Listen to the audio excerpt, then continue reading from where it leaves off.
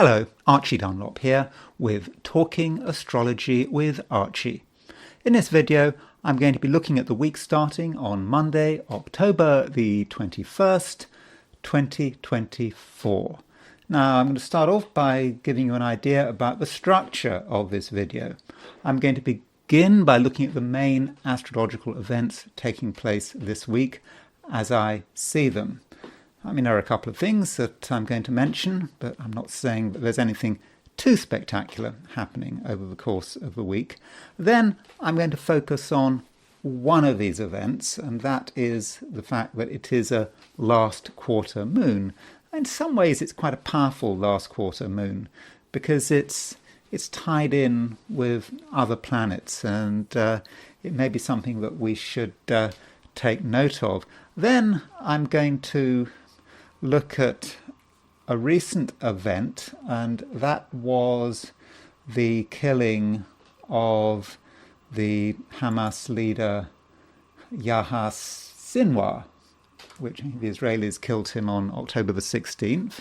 And I thought I would look at his horoscope. He has been in the news a lot, and see what we can find and see if there's anything that relates to what he did with his life and perhaps how his life ended. It's not a particularly satisfactory chart because I don't have a time of birth for him, but I still think it's a chart that we do need to look at. Then I want to do the I Ching for the week, and this I Ching reading is of course completely voluntary. If you don't want your I Ching read, just stop the video when I come on to the I Ching section, because when I do the I Ching, it's only for those watching that section. If you're not watching that section, it simply doesn't apply to you. And this reading has 4 sections: a general section, a section on money, then career and business, and then relationships. So that's how I'm going to structure the week. So let's start off by looking at what's happening astrologically over the course of a week. Now, the usual reminder, if you enjoy this video, I'd be very grateful if you were to indicate that you like it, and if you're not subscribed, I'd be extremely grateful if you were to subscribe. And yeah, if you want to buy me a coffee, there is a link in the description. So let's have a look at this week. There, top right in the thumbnail, that's Sinwar, and he's the man we're going to look at, his horoscope. So in terms of the horoscope for the beginning of the week, what you've got here is the start positions of the planets at sort of midnight on Monday, set for New York. Now, what we start off with is a Sun-Pluto square right at the beginning of the week. So, Monday and Tuesday, we have the Sun making a square to Pluto. We also have the Sun making a sesquiquadrate to Saturn. In fact, on Monday we've got the Sun making a sesquiquadrate to Saturn. Tuesday we've got the Sun making a making a square to Pluto. So I do think the beginning of a week could be a little bit tense, and we may feel that just something just has to give, and if it doesn't give, what's going to happen, and there may be a certain sense of pressure. So I think it could be quite a difficult time when a lot of us might feel that we can't express ourselves, but at the same time we really want something to happen, and that Sun square Pluto may be fairly dramatic, and there may be issues of power. Who's got the power? Have you got the power? Have I got the power? Someone else got the power? And so I think there may be quite a lot of consideration about the power equation. Now, as we move on through the week, we we've got Mercury's trine Saturn as well. That's at the beginning of the week, and that's a sort of a more fortunate aspect. It perhaps allows us to structure things. There's Mercury in Scorpio trine Saturn. So, we have ideas, we have powerful ideas, and we can't always communicate these ideas. But trine Saturn, this trine to Saturn, perhaps allows us to ground them, and I think that could be quite important. Then on Tuesday, we've also got something else going on, and that is the Sun going into Scorpio. The Scorpio season finally arrives, and it's, for many of us, is a change. We've had the Sun in Libra. The Sun in Libra has been, I suppose, for many of us, it may have felt sort of civilized. The Sun is in an air sign, but no more. The Sun moves out of an air sign, and it joins Mercury in Scorpio. So we now have 2 planets in Scorpio. And so with 2 planets in Scorpio, there is a certain amount of intensity. We have now got also the Sun and Mercury in water signs. We've also got Mars in Cancer in a water sign. We've got Saturn in water signs. So we'll have 5 planets in water signs. So you could say that as the week progresses, the emotional temperature will perhaps start to rise, and yes, things could become more intense. And then on Thursday, we've got the last quarter moon. So you can see that the moon will have come around to 0 degrees, 1 degree Leo, and the Sun will be at 1 degree Scorpio, and so they'll be in square aspect. And that is an important stage in the lunar cycle. The moon is already waning, and last quarter moon represents perhaps a kind of a sort of mini crisis. And after that, Friday, we've got Mars sextile Uranus. So Mars will be at around 26, 27 Cancer and 26 Cancer, and it'll be making a sextile to Uranus. So with that sextile to Uranus, there may be a sense in which we can get things done. We'll want to get things done. And it can be an aspect that can be quite useful in terms of sort of dealing with machinery, perhaps. And, we might be able to sort of fix things and also at the same time assert ourselves. But, Mars-Uranus pairings can be a little bit difficult. They can be a little bit too hasty, and we might overdo things. So do watch it to an extent with that Mars sextile Uranus. So those are the aspects happening this week. As you can see, there's nothing really exceptional happening over the course of a week, but I think the first quarter moon perhaps needs some consideration. So let's look at that. Last quarter moon. The last quarter moon. So here's a chart of the last quarter moon. I've set it for Westminster, set it for London. So you can see that this is on 24th. So London time, it's at sort of 9:03 in the morning on Thursday. And there is the moon in Leo. And it's at 90 degrees from the sun. And so it's just a week away to the new moon. So we've got a new moon on, when have we got the new moon? We've got the new moon on November the 1st. So we've got a week left. And so in terms of the lunar cycle, the last quarter moon, I suppose it might be a last chance to do something. We know that something is kind of coming to an end. And if we don't do it now, are we ever going to do it? That may be, for example, in terms of a presidential election. The last quarter moon is probably going to have a big impact on the candidates. They're going to realise that it's nearly over because the new moon is on November the 1st, which is just before the election itself. It's 4 days before the election. And so I know that the election itself is after the new moon on November the 1st. But still, I think that the fact that we've got this last quarter moon in the final, when you've only got just over a week left 10 days left before the election, I think there's going to be a pressure. This is the absolute last chance. Now, this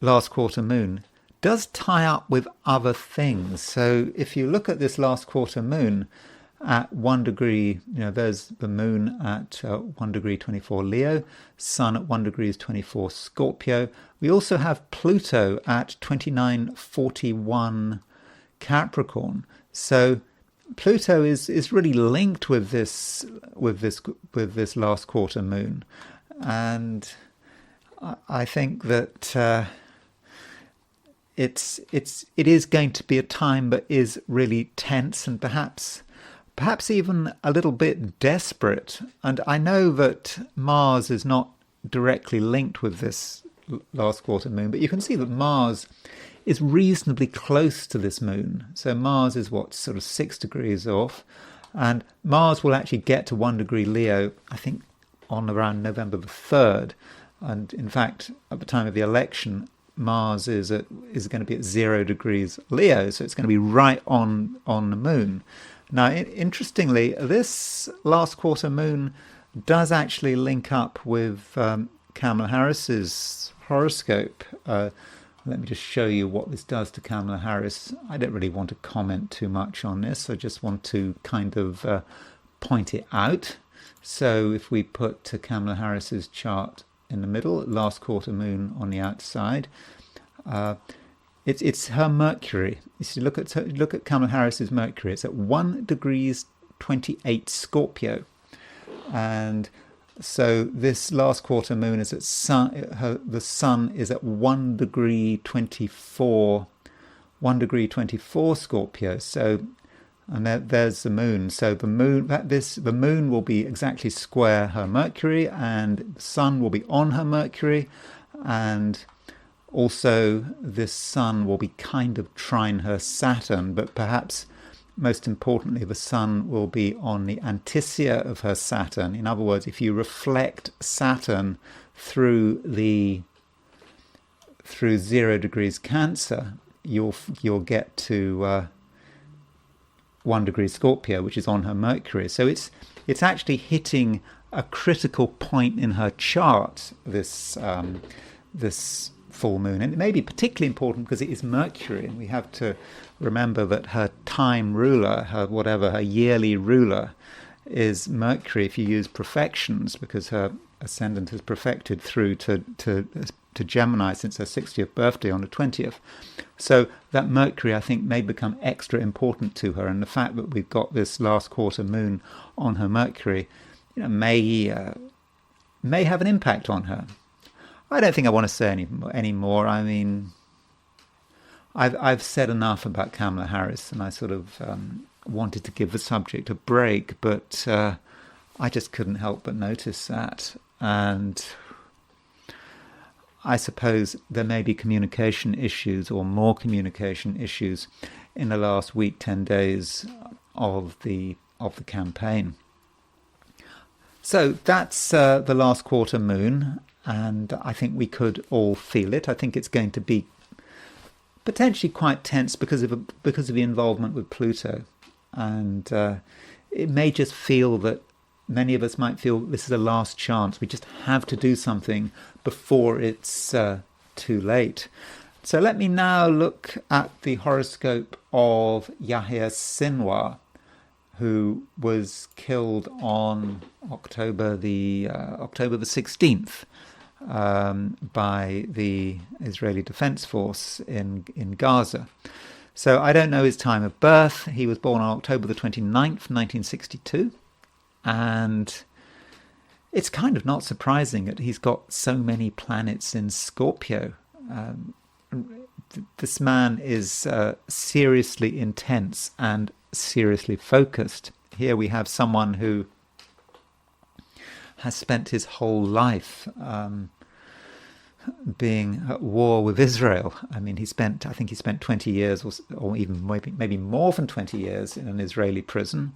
He was released in a sort of prisoner exchange, and then promptly became, I think, the Hamas's Minister of Defense or some Minister of Defense. And so it's his life. And so perhaps it's, not surprising we do have so many planets in Scorpio, and it's incredibly fixed, his chart. Talking about fixed signs, he's got Scorpio, Sun, Neptune, Moon, Venus. I mean, I don't know exactly where his moon is, but his moon is certainly in Scorpio.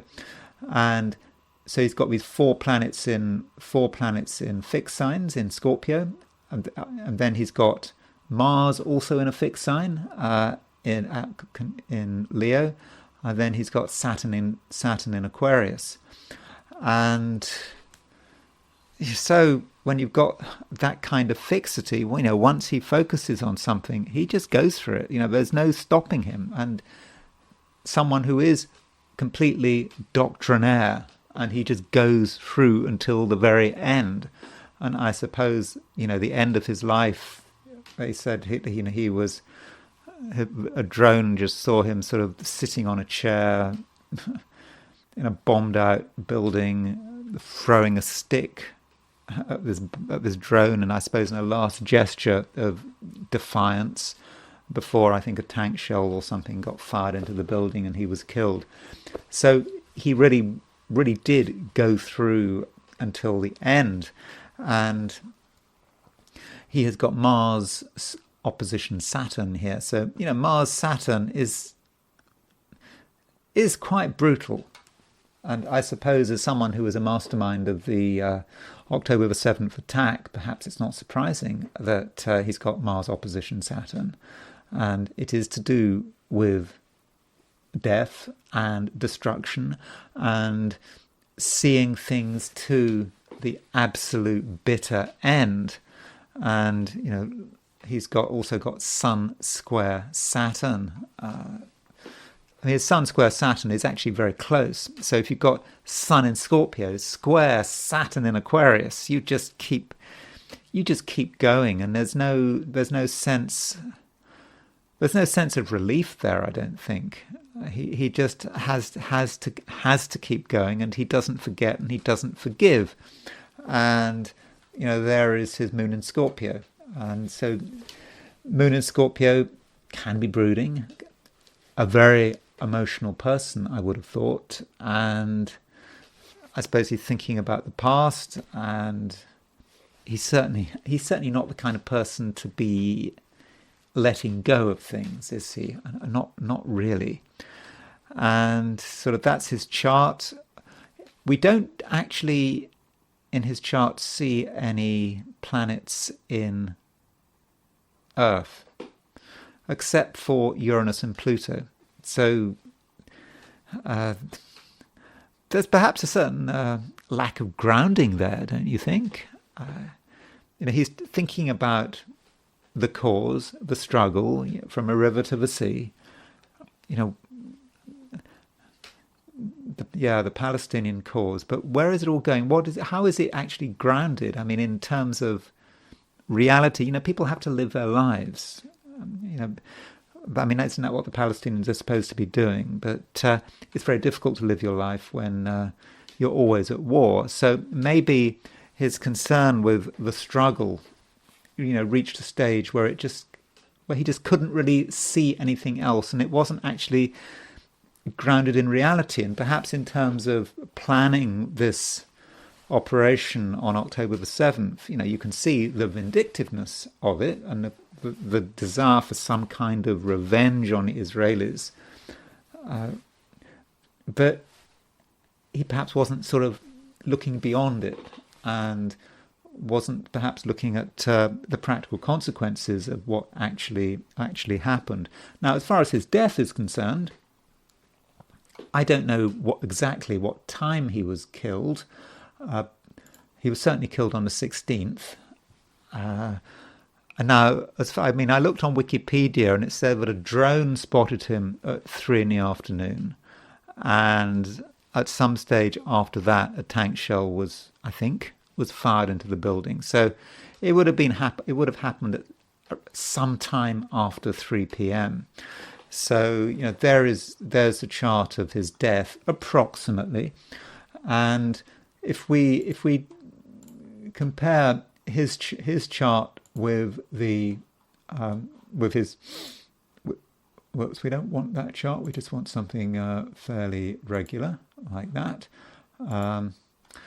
So if we compare his chart with his death chart, I didn't actually find anything especially dramatic in terms of transits. The main transit I actually found was involving his Neptune. So there's his Neptune at 12 degrees 56 Scorpio, and transiting Neptune was at 2750 Scorpio. So transiting Neptune was almost exactly sesquiquadrate his natal Neptune. So I don't quite know what to think about that. Normally a planet like the Neptune, you don't see transits to your natal Neptune. They're somewhat generational, they're somewhat vague, but I suppose you could say that he was an important person, and I suppose he was a representative of the Palestinian people. And I suppose Neptune, you see Neptune in terms of his sacrifice, and his sacrifice, other people's sacrifice, the sacrifice of thousands of people in Gaza, and it's all for some sort of higher cause. But what is interesting actually about his chart is that, as I said, when he was born, there were no planets in Earth signs, except for Uranus and Pluto. So he was born with a wide Uranus-Pluto conjunction in Virgo. Now, when he died, there were likewise no planets in Earth signs, except for Uranus and Pluto. Uranus in Taurus and Pluto in Capricorn. So I kind of found that rather interesting. He was born with only Uranus and Pluto in Earth signs, and he died with only Uranus and Pluto in Earth signs. So he was a man who was certainly obsessed by Israel. And that raises the question of, what was his relationship to Israel? What impact did he have on Israel?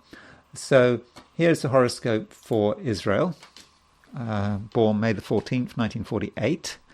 And it's a Taurus, with its sun at 23 Taurus. And then if we put his chart if we put his chart, we put Israel's chart in the middle of a wheel, and we will put Sinwar's chart on the outer wheel. So, here's the question: what is Sinwar doing to Israel? That could be a question. He's clearly public enemy number one. He was public enemy number one as far as Israel is concerned, and so Israel has a moon in Leo, and I suppose you could say that moon in Leo might be the people in Israel. I mean, it's also about young people, I suppose, when you think about the people at the music festival who were killed in the attack. And his Saturn, Sinwar's Saturn, was opposition Israel's moon, and also his sun was square Israel's moon. So there is his sun square Saturn. And in fact, he's got the North Node, opposition Saturn, square the sun. And so it's almost like his North Node, his Mars North Node conjunction. I mean, Sinwar does have a Mars North Node conjunction. Unfortunately, the North Node is the way forward, what he's supposed to be doing, what he feels is the right way forward. And I suppose Mars conjunct the North Node is violence. And so he feels that is his destiny. And I suppose with Mars conjunct the North Node, it is on Israel's moon. And so attacking Israel, attacking the people of Israel, and it all links with his Mars-Saturn opposition and his square to the Sun. So there is this rather unfortunate connection between him and Israel. Anyway, I'd like to say more about Sinwar, but at the moment I don't really feel that I have much more to say, and I think it's just now time to look at the I Ching. So this I Ching reading, remember, if you don't want your I Ching to be done, you can stop watching the video now, because when I do this video, I relate it to people who are watching the I Ching section of a video. So if you're not watching the I Ching section of the video, the forecast doesn't apply to you. Anyway, so let's get going on the I Ching reading for the week. So here's the question I asked: what is the week starting on Monday, October the 21st, going to be like for those watching the I Ching section of this video? And remember, my reading is going to have 4 sections: general, then money, then career, and finally relationships. So the first hexagram I got was hexagram number 63, which is after completion. So this gives us an idea of having completed something. We've sort of moved from one place to another, maybe not literally. I mean, the image we have with the I Ching is crossing from one bank of a river to another. And so it's great achievement. We've made the transition. But having made this transition, then what? Very often that moment, having made the transition, we are at our most vulnerable. We don't really know what we're going to do next. It's like we've put all our energy into moving from one place to another, but then we're perhaps at a loss. And it can be that once we've made the transition, that's when the decline starts. I mean, that's so often the case, isn't it? We really psych ourselves up for something. We get ready for it, we do it, we achieve it. And after that, we just don't really know what to do. And in this case, the I Ching is talking about the sort of disintegration and chaos that can actually take place after something has been completed. It seems that the main work has been done, and after that, well, we've got nothing more to offer. And things just can just go pear-shaped very quickly, and sort of new challenges appear. We think we've transitioned, and that should be enough. But in moving from one bank of a river to another, we've created a whole new set of problems for ourselves. Okay, we might have felt we had to do it, we had to move on, but still, it is difficult, and really difficult. And the first thing we're going to have to do is somehow maintain control of the situation.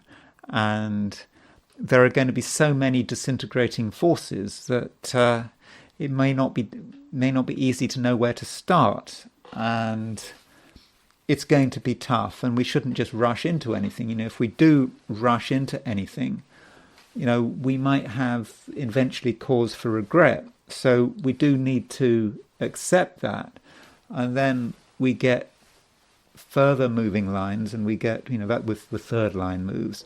The fifth line moves, and it's a reminder that we need to be satisfied with small steps forward. We must take it very easily, we must take it slowly, and we certainly mustn't be tempted to get into sort of ostentatious shows of wealth, or try to pretend that we know everything or we've got everything sorted out, because that would simply not be true. And then the final line moves, the top line moves, and with the top line moving,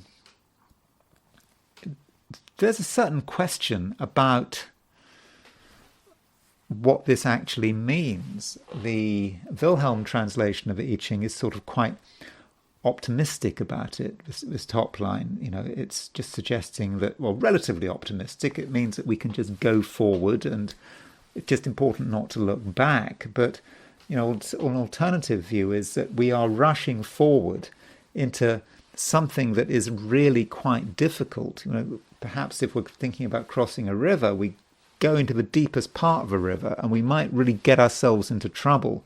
And so we have to ask ourselves, are we up to it? And it just does seem in general to be a difficult situation.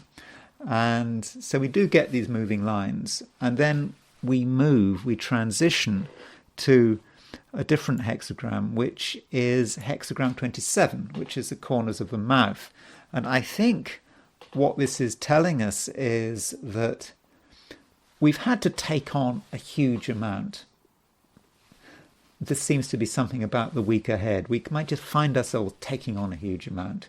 And the question is, can we digest it all? Corners of the mouth.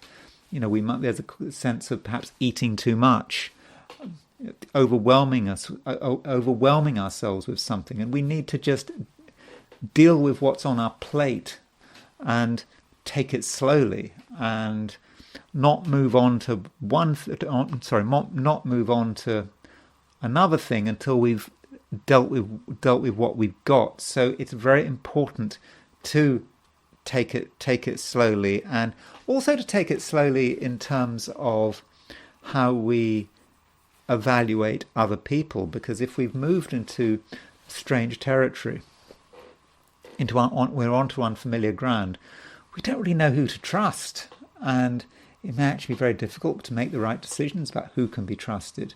And we have to observe other people and observe what other people are doing, what they like, what they don't like, and it will take us a bit of time before we're in a position to really trust other people. So that gives us a general idea about what the I Ching reading is about. As far as money is concerned, then it does seem that financially there perhaps has been a recent change, a change in circumstances, perhaps a change in attitude, or maybe money has been spent, or maybe you've made some money or you've lost some money, but something seems to have changed on a financial level. And because of this financial change, you're not quite sure what to do. I mean, I suppose it depends on the circumstances. Sometimes, for example, with money, I don't know, one can have money invested in something and one sells one's investment, and I suppose one's got a load of cash, and then the question is, what do you do with the money?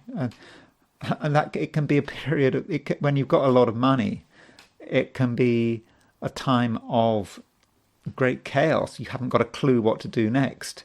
Or it can be the opposite. It can be about sort of losing money or just realizing you haven't got money. That's also a time of chaos where you just feel that you don't know what to do, and things are not easy in terms of this hexagram after completion. It's so easy to make mistakes, and we might think we know the answer, but we don't really know the answer at all. And it's going to be very important that we don't give any indication about how much money we've got. It's very important not to be ostentatious. Whatever the temptations, we don't want anyone to actually guess how much money we've got, or indeed how little money we've got. We don't want anyone to guess. I think that is really important. Yet, we might still find over the course of a week that we're tempted to push something too far in terms of money. Maybe simply about spending too much money, or we we're not sure where it's all going. So we might start to spend money, perhaps on something that needs to be fixed, or maybe it's a car, maybe it's a part of a house, whatever. But once we start, it's kind of quite difficult to not to continue. So, you could find that sort of one expense leads to another expense, and you just don't really know what your commitment is, because this is a chaotic time. And so, in terms of money, it really is important to be very careful after completion, because we don't really know what's going on. And then this hexagram, it does move. It does move to the corners of the mouth, and I suppose perhaps the corners of the mouth can be connected with talking. I mean, it's a mouth, and mouths have a lot to say for themselves. So there's going to be a lot of talk about money and about what should be done with money, and it may be difficult to know who to listen to. I mean, should you be listened to, or should someone else be listened to? And so what you need with the corners of the mouth is to carefully consider other people's motives. Also to consider your own motives, because your own motives may not be very clear. And if you don't know what you're doing, you don't know what you're trying to achieve, then I suppose there's a possibility of making financial mistakes. That's certainly the case. And if other people are giving you financial advice, think carefully. What are they trying to do for themselves? Where's the gain for them? And I think if you can start to understand where the gain for them is, then I think that you'll be in a better position to make a decision. Now, corners of the mouth can be about food, what people eat, and the cost of food may for some reason be an issue at the end of a week, or maybe, I don't know, going to an expensive restaurant or buying alcohol, or I don't know, something you consume. The issue of how much it costs could be significant, and that's certainly something that you need to be aware of. But overall with money, I think it is going to be a difficult week, when I think that you should hold your fire. And this is especially the case if there's been a recent change of circumstance, because if there has been a recent change of financial circumstance, then you're not ready to take the initiative, because the change is too recent. You're still trying to work out what's going to happen next. Then there is career and business. So the first hexagram we get is after completion. So at work or in your business, I mean, of course, it may be that this isn't relevant to you. So, I mean, it does depend on your circumstance. I mean, I suppose with this I Ching reading, this is why I have different sections. And some of these sections are going to be relevant. Maybe none of them are going to be relevant. I don't know. But in terms of career, work, business, again, there does seem to have been a bit of a change recently. And it's a change that you kind of wanted, but the change having happened, you're wondering whether or not it was such a good thing. Because with change comes a certain sense of uncertainty, that you don't really know what's happening, and it's just difficult to work it all out. And it does seem the rules have changed, and if you play using the old rules, then there's a good chance that you make mistakes, and you have to be aware in terms of career and business that things are difficult, and there's a real chance of making mistakes, and it's just because things have changed. So don't rush into anything, and don't make claims. it's easy to make claims, to sort of claim you know how to do something. Or, yeah, you can do it, no problem. But maybe it's not as easy as that. And you should perhaps take the view that it is a difficult situation and that you shouldn't claim to do something that you may not actually be able to do. And if you do try to take the initiative at work, or perhaps get involved in something, perhaps new business or something like that, then in the end, you could find that you get out of your depth very quickly. And so it might be best to hold back. Although there is an alternative view, which indicates that perhaps you should just plough on regardless into deep water, but you mustn't look back. You must just focus on your goal, and maybe you'll be okay. But I think on balance, that might not be such a good idea. Now we get a movement. We've got 3 moving lines in this hexagram, so we move to a different hexagram. We move to hexagram number 27, which is the corners of the mouth.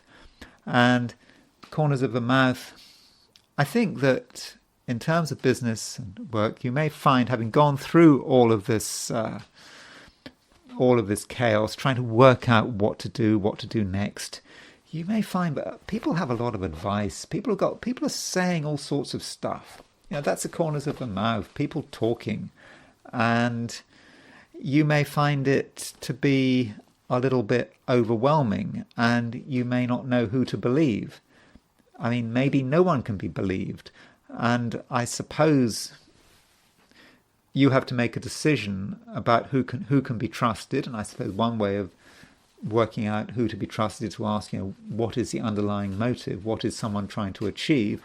Perhaps trying to use, a bit of psychology. And another way of looking at the corners of the mouth is that, it is a complicated time at work, and it's important that you don't take on too much. I mean, one of the ways in which you can envisage the corners of the mouth is to see it, I think the Chinese would see it as a hamster, or perhaps a rat that has got its mouth too full of food, and it's got bulging cheeks. So, there you can see the image of perhaps bulging cheeks. So that means that you've got to consume what is in front of you. You've got to be able to do the work you've got and not overcommit yourself. Because if you overcommit yourself, then you're going to get yourself into trouble. And don't make too many promises. Whether it's to your employer or to clients, just try to keep it simple, and that, I think, is the best way of proceeding. And finally, there is relationships. So in terms of relationships, we've got hexagram 63, which is after completion. And when we talk about relationships, could be anything, could be any type of relationship. It does not necessarily have to be a romantic relationship. It could be a business relationship. It could be a friendship. It could be just a very short-term relationship, someone you meet for 5 minutes or whatever. And there's a suggestion that relationships, or the relationships that matter, have undergone a recent change. Perhaps you and someone else have perhaps understood each other for the first time, or you're moving in a particular direction with another person, and as a result of this change in relationships, it's a situation that you're not entirely comfortable with, and perhaps it's a situation where you don't really know the extent to which you can trust someone, but you're kind of living in the present. You have to, taking every moment as it happens, and there's a question about whether it's really the right thing to do. And there is a warning here that relationships are difficult, they are complicated, and you can't make assumptions. And other people are going to be a law unto themselves, and you have to perhaps ask yourself, is it really worth the effort? Of course, it may be the case that we're talking about a relationship you're already involved in, and you've been involved in it for a long time. You can't do anything about it. You can't get rid of it. In which case, you have to, I think, take it very slowly and accept that you have to accept that it is somewhat complicated, and there is a sense maybe in which you need to try to have an influence on someone. Again, this is especially if you've known someone for a long time. It's not an option to get rid of them, but you somehow have to bring this person under control. And if that is the case, then I think you can eventually do it, but it's going to be hard work. It's certainly not going to be easy, and you do have to get the balance right. Yeah, you've got to be assertive, but you can't be too assertive, because then that will just cause trouble. And in any relationship you're in, you perhaps need to ask yourself, how far do you go? That might be a question. And it may be that you reach a stage where you don't want to go any further because it's just becoming too complicated. And I think if you get too close to someone this week, particularly if there's someone you don't know very well, then yeah, things could get complicated very quickly. Things could become difficult. And then we move to the corners of the mouth. And the corners of the mouth is a lot to do with trust in terms of relationships. Trust and how you evaluate people. And I think this particularly applies to a situation where you're dealing with someone you don't really know very well, and you want to know whether they're suitable, whether you should be spending time with them, or whether you should get short of them. And the general advice with the corners of the mouth, especially in terms of other people, is to look at what the other person is eating. I mean, in a sort of a symbolic sense. What do they feed on? Different people feed on different things. Some people feed on money, other people feed on power. And so we have to work out what the other person does feed on. I mean, some people feed on being nice. Some people feed on just being helpful, for example. So it depends. You can feed on something which is actually quite positive. So it is what people feed on. So observe very carefully what other people are feeding on and what makes them tick. And I think if you observe them for long enough, you'll start to get an understanding of what their real motives are. And once you understand what someone's motives are, you'll be in a position to make a judgment, and you'll be able to understand them. And you'll be able to make a decision about how much you want to have them in your life. Maybe you'll decide that you really do want them in your life, that everything's fine, that you can trust them. Or you may decide, given what you know about what someone feeds on, that they are a bad influence and you don't really want to have anything more to do with them. So, that is a possibility. Also, corners of the mouth can be a lot of talking. So certain relationships, by the end of a week, it just may be about talking.